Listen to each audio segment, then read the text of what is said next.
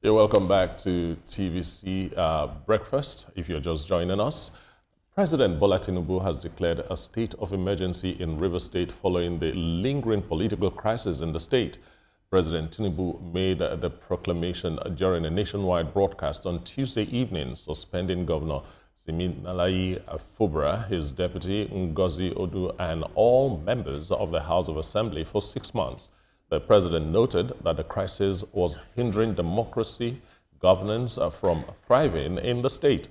The president also nominated Vice Admiral Ibogetaye Bass, retired as administrator, to take charge of the affairs of the state for 6 months. Now, joining us in the studio is a TV host and columnist Sam Omoshe.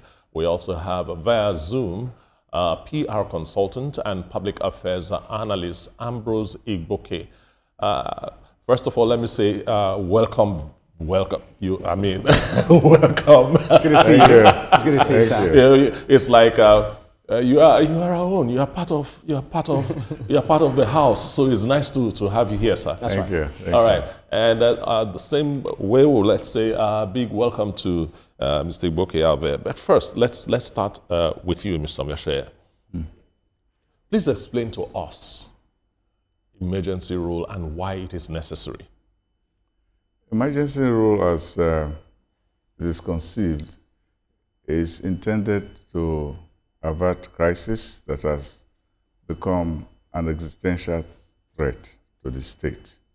So when a president decides to slam an emergency rule, it is because there's no other step to take and that they have exhausted the parameters and the avenues for peace in case of human-generated emergencies. They also have nature-generated emergencies like floods, natural disasters, fire, things like that. Of course, but what we have now is a human-generated state of emergency.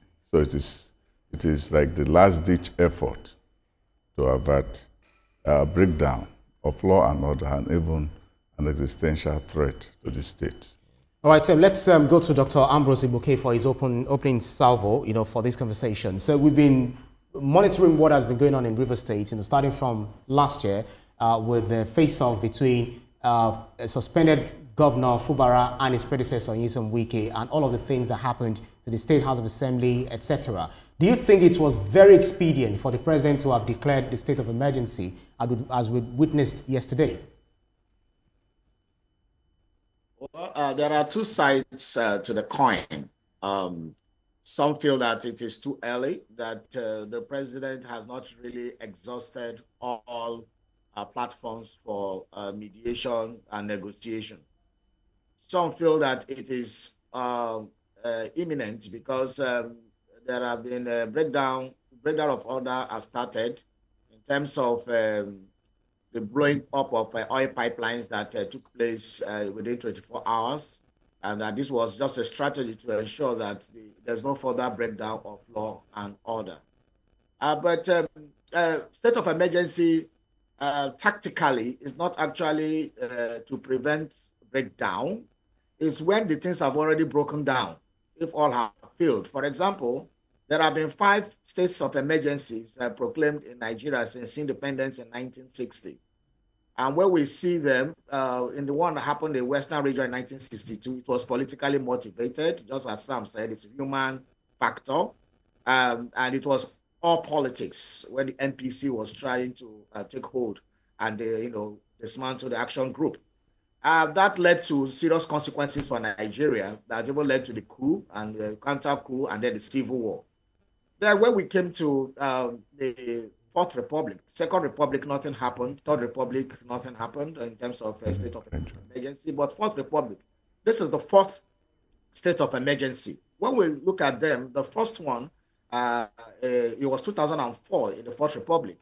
There was a war, serious war between, the Sharia issue that stood up in Plateau states.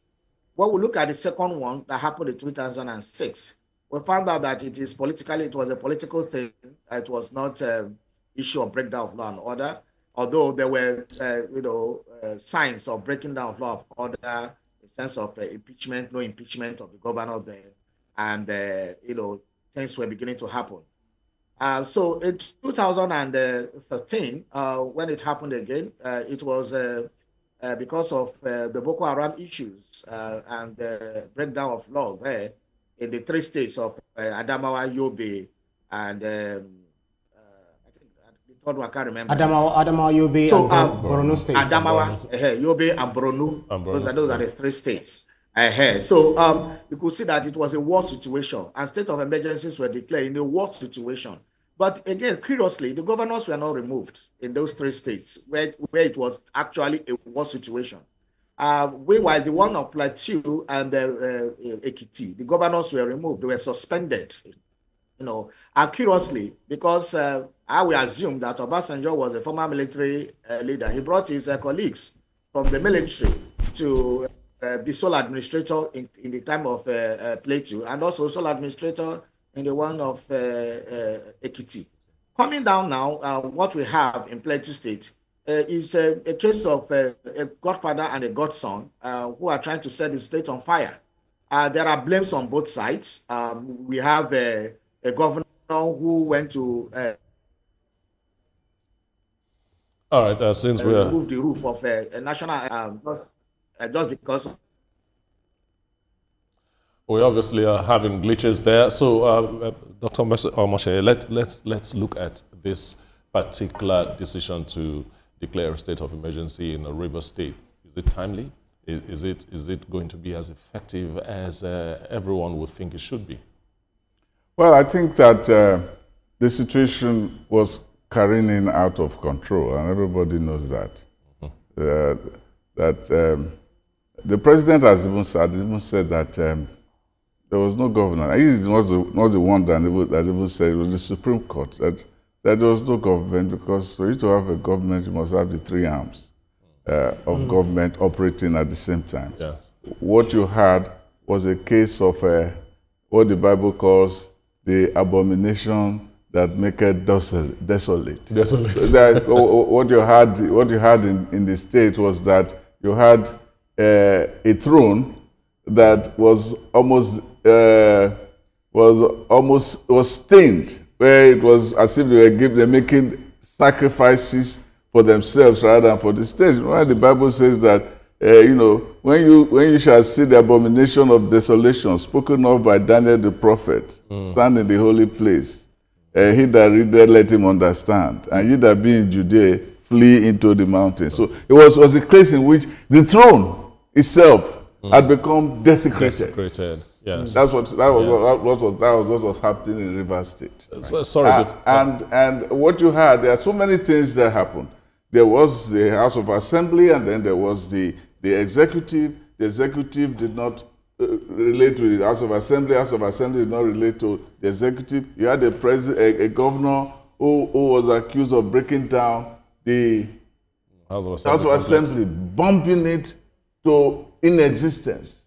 You had him even at one time, it became kind of a comic show where he was holding a rally, a governor holding a rally in the government house over a House of Assembly. Then the House of Assembly was, to all intents and purposes, non-existent because they had no place to hold anything. They were deprived of their capacity to operate as a legislature. Then he created his own legislature. It is despotic. Now, the problem I have with so many people was that, so many people who were following this issue was that they saw the impunity of Fubara, and they still felt that, well, it is better for me to support a man who breaks the law than to support a man I don't like. That was Wike. Wike was in the shadows. He was playing his own role. But it was not an elected officer of state. As an elected officer of state, you do what you're supposed to do as an elected officer of state. I don't violate it. Some will argue that something triggered Fubara to behave as such. What was that? You mentioned his name. Yes, what did he do? Maybe they should say what he did, and they should try to explain how he justified creating 3 men as lawmakers, as against the law. To go and make a situation where you have the budget passed by 3 men. It's a mockery. Or the state executive passed by 3 men. It's a mockery. He didn't have the capacity to talk across the aisle. No, the whole issue itself is political. Yes. So when you look at it, it is political. And if you don't have the political savvy to operate in a democracy, you have no place there. Exactly. So if you look at it, some people try to cut Fubara